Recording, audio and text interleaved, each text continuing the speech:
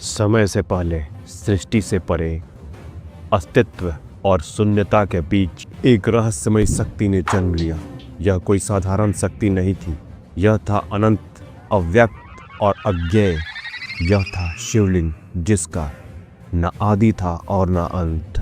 आखिर क्यों ब्रह्मा जी और भगवान विष्णु के बीच छिड़ा एक संघर्ष कि कौन है सबसे महान? उत्तर देने स्वयं प्रकट हुए महादेव। वहीं दूसरी ओर प्रेम, भक्ति और तपस्या की सबसे महान गाथा लिखी जा रही थी। माता पार्वती का महादेव को प्राप्त करने का प्रण। जब प्रेम ने लिया परीक्षा का रूप तो भस्म हो गया कामदेव, लेकिन प्रेम की शक्ति ने भगवान शिव को झुकने पर मजबूर कर दिया और तब हुआ ब्रह्मांड का सबसे दिव्य मिलन। देव आदिदेव भगवान शिव और शक्ति स्वरूपा माता पार्वती का संगम।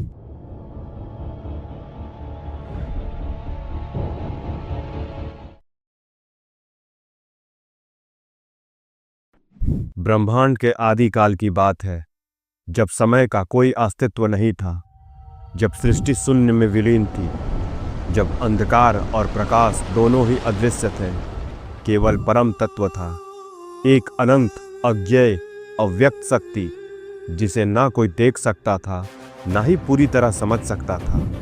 उसी अनंत सत्ता से एक दिव्य अग्निस्तंभ प्रकट हुआ, जिसका न आदि था और ना ही अंत। यही था शिवलिंग, सृष्टि के रहस्य का मूल।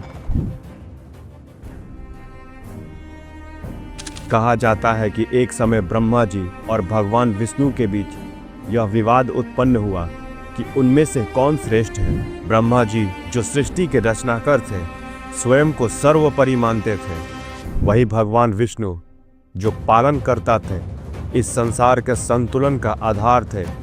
जब यह विवाद बढ़ा तो पूरे ब्रह्मांड में अस्थिरता आ गई। देवता, ऋषि मुनि सभी भयभीत हो उठे, क्योंकि यह युद्ध केवल शब्दों का नहीं बल्कि अस्तित्व की सर्वोच्चता का था।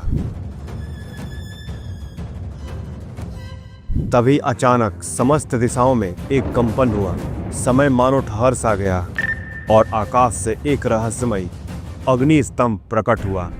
यह स्तंभ इतना दिव्य था कि उसकी चमक सूर्य से भी सहस्त्र गुना अधिक थी। यह कोई साधारण ज्योति नहीं थी, बल्कि साक्षात ब्रह्मांड की ऊर्जा का संकेंद्रण था। ब्रह्मा जी और भगवान विष्णु उस स्तंभ को देखकर विस्मृत हो गए। यह अग्नि स्तंभ कहाँ से आया? इसका प्रारंभ कहाँ है? इसका अंत कहाँ है? इन सभी प्रश्नों का उत्तर जानने के लिए उन्होंने एक निर्णय लिया। ब्रह्मा जी ने हंस का रूप धारण किया और इस स्तंभ के शीर्ष को खोजने आकाश की ओर उड़ चले। वहीं भगवान विष्णु ने वराह का रूप धारण किया और स्तंभ की आधार को खोजने पृथ्वी के गर्भ में प्रवेश किया। हजारों वर्ष तक उड़ने के बाद भी ब्रह्मा जी इस स्तंभ के अंत तक नहीं पहुंच सके, परंतु अहंकार के कारण उन्होंने एक कपट किया।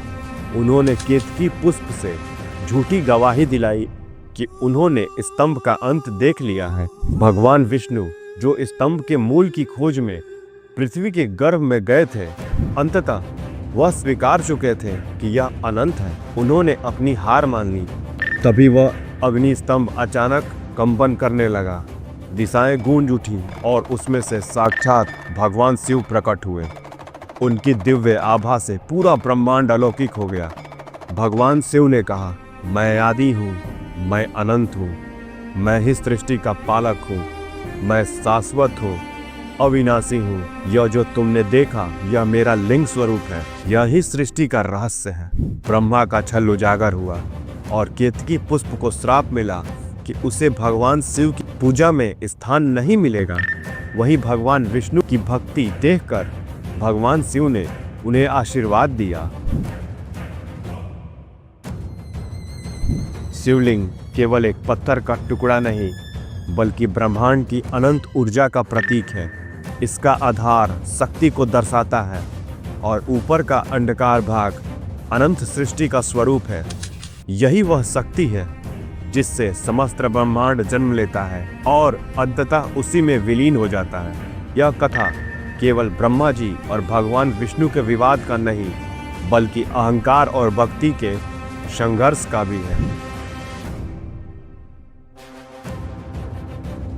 भगवान शिव और माता पार्वती का विवाह हिंदू धर्म में एक अत्यंत पवित्र और रहस्यमय कथा है, जो आध्यात्मिक प्रेम, तपस्या और त्याग का प्रतीक माना जाता है। भगवान शिव का पहला विवाह माता सती से हुआ था, जो राजा दक्ष की पुत्री थी।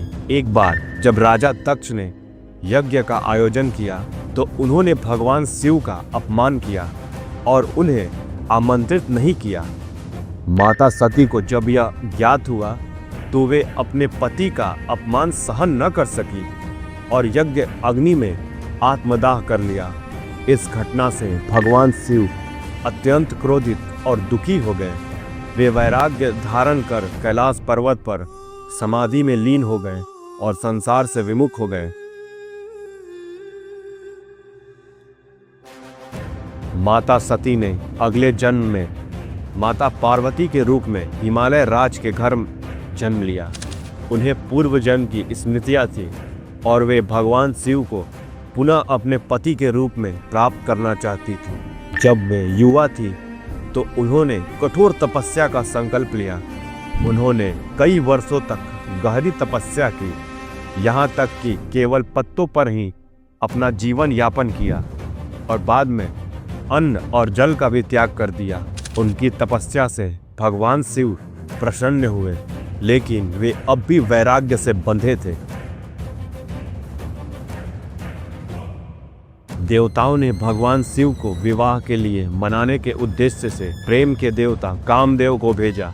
कामदेव ने अपनी शक्ति से भगवान शिव की तपस्या भंग करने का प्रयास किया। इससे क्रोधित होकर भगवान शिव ने अपनी तीसरी आंख खोल दी, जिससे कामदेव भस्म हो गए। हालांकि माता पार्वती की कठोर तपस्या से अंततः भगवान शिव का हृदय पिघल गया और वे उनके प्रेम को स्वीकार करने के लिए तैयार हुए। भगवान शिव ने सप्तऋषियों को माता पार्वती के पिता हिमालय के पास भेजा ताकि वे विवाह का प्रस्ताव रख सके। हिमालय ने इसे सहर्ष स्वीकार कर लिया। विवाह की तैयारी भव्य रूप से हुई, लेकिन जब भगवान शिव अपनी बारात लेकर आए तो उनका रूप अत्यंत अद्भुत था। वे भस्म रमाए हुए थे, गले में नाग, सिर पर जटा और रुद्र रूप में आए थे। इस विचित्र रूप को देखकर देवी पार्वती की माता चिंतित हो गई, लेकिन माता पार्वती ने उन्हें समझाया कि शिव परमेश्वर है और यही उनका वास्तविक स्वरूप है। अंततः भगवान शिव और माता पार्वती का विवाह संपन्न हुआ, जिससे पूरा ब्रह्मांड महाशिवरात्रि के रूप में मनाता है। यह विवाह केवल सांसारिक प्रेम का प्रतीक नहीं था, बल्कि आत्मा और परमात्मा के मिलन का भी प्रतीक था।